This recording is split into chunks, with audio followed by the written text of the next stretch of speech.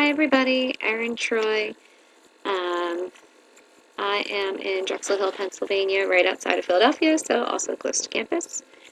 I am a stay-at-home mom of three, a law enforcement wife.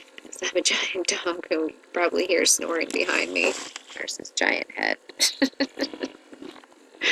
His name is Otis.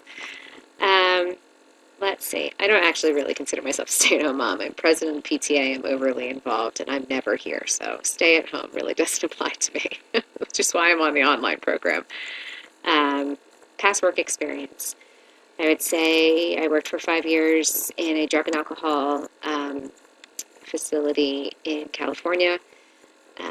I worked with MR population for a company called Brian's House in Westchester, and more so getting them acclimated into their communities um, and helping them with their medications and everyday lives.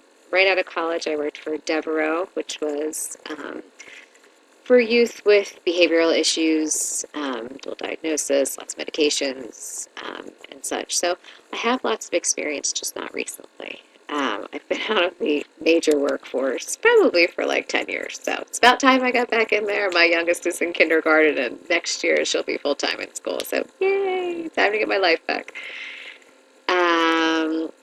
I think that's it.